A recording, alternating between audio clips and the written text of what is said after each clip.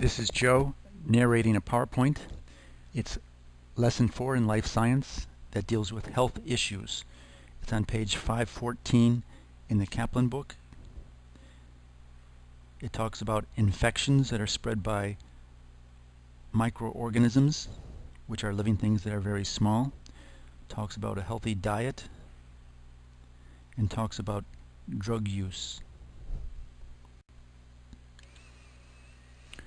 They give a few examples of infections in the book. This is an example of an infection caused by a bacterium. If you step on a rusty nail, for example, the bacteria that is on that rusty nail can get into your bloodstream or get near your nerves. The toxin or poison produced by this bacterium will spread to your brain, where it can cause your bodies to go into spasm or become rigid.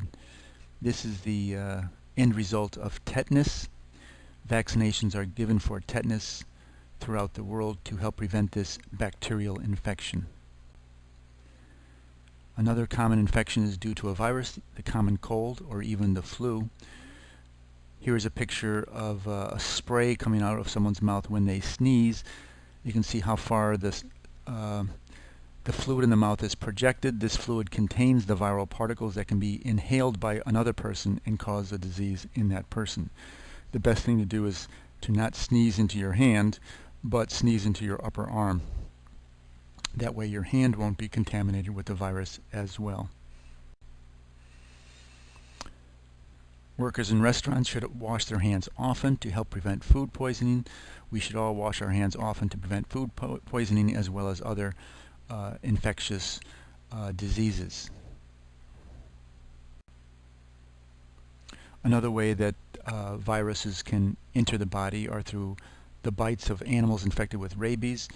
The skin is a great barrier against infections of all sorts, but if the bite of an animal that is infected with rabies breaks the skin, the rabies virus in the saliva of that animal can work its way up from the area where the bite is into the nervous system and cause death.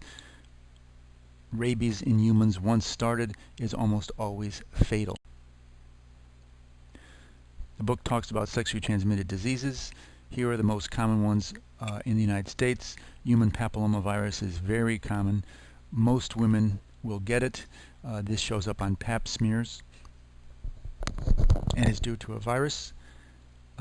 Chlamydia and gonorrhea are infections due to bacteria. Genital herpes is a viral infection that can cause little blisters on the infected area. Trichomoniasis is a one-celled protozoa, so it's a one-celled organism that is eukaryotic that causes a discharge in the genital region. Syphilis is a bacterial disease that can cause ulcerations or breakdowns in the skin, as well as in its later stages it can cause damage to the brain, bone, and heart. Here are your defenses against infections. On the lower left you see the skin, which is a great barrier to infection as long as it's maintained intact. Your respiratory system has mucus, which traps infectious particles, and then this mucus is swept up to your mouth by these fine hair-like projections called cilia. In the lymph nodes and in the spleen, the white blood cells that attack infectious organisms and also make antibodies to these infectious organisms do their work. The stomach has a high acid content which kills organisms, and the secretions in the digestive system also have antibacterial abilities.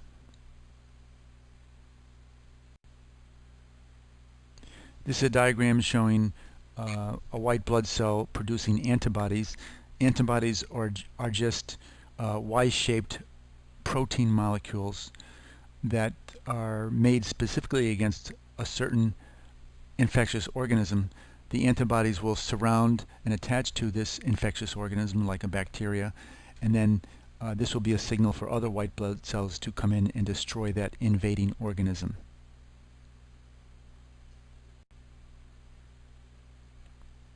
This is a common process performed throughout the world. What is it? This is immunization. Some people call it vaccination. Vaccination was originally developed for smallpox. We use a more general term, immunization, for all type of injections of medicines to help prevent infection. In the United States, these are the common vaccinations given, and it also gives here the year that they were developed. So you can see, for example, smallpox in the upper left was first developed in 1798 in England. About 100 years later, a rabies vaccine came out and was a great lifesaver because rabies was fairly common and there was no cure. New vaccines are constantly being developed. Hopefully someday there will be a vaccination against hepatitis C, Zika, Ebola, and maybe even malaria.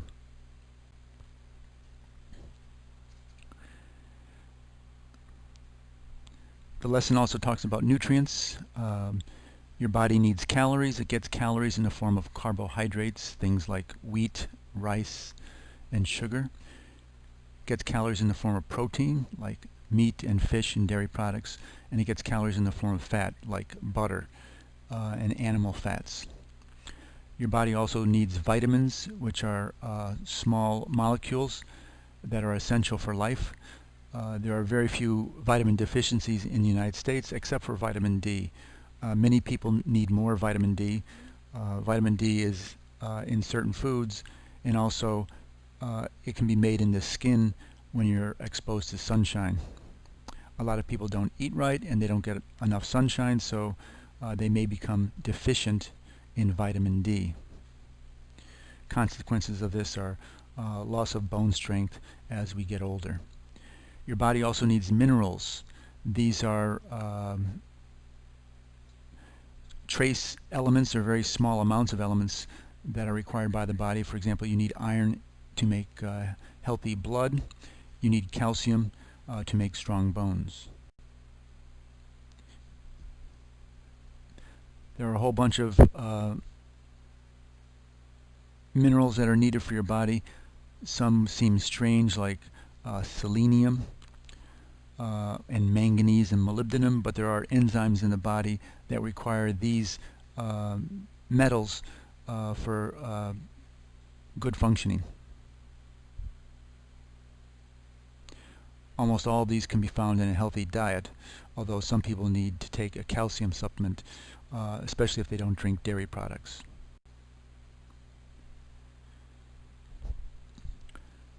Drugs are an important health concern in the United States and around the world. Drug abuse is when people use drugs for purposes for which they are not intended. This can result in addiction. Addiction can be in the form of physical dependence, where your body needs that drug, like heroin, just like it needs oxygen or water. Tolerance is where you build up a need for more and more of the drug to get the same effect. If you don't get access to that drug, then you will have physical symptoms like cramps and tremors, or the shakes.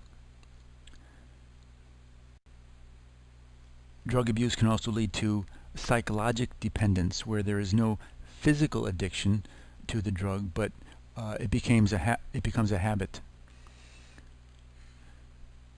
If you do not have the drug, there are no physical manifestations, although the person may have a deep craving for the drug.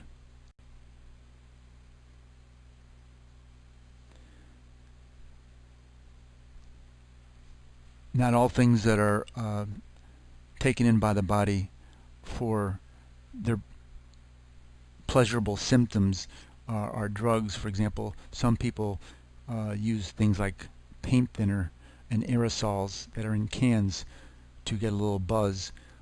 These are called inhalants because they are taken by inhaling them into the lungs. These are very dangerous. This is a slide showing one person's interpretation and ranking of the drugs by their harm. For example, at the top you can see alcohol, which in the light blue causes harm to the users, and in the dark blue causes harm to others. Alcohol can harm others, for example, if someone is driving while drunk and injure someone. Heroin and cocaine are major drugs that cause harm to people, especially with overdoses of heroin. Person ends up taking too much of the drug because it's not carefully regulated, and narcotics like heroin in too large a dose can suppress your breathing ability and you die from that. That is it for Lesson 4, Health Issues.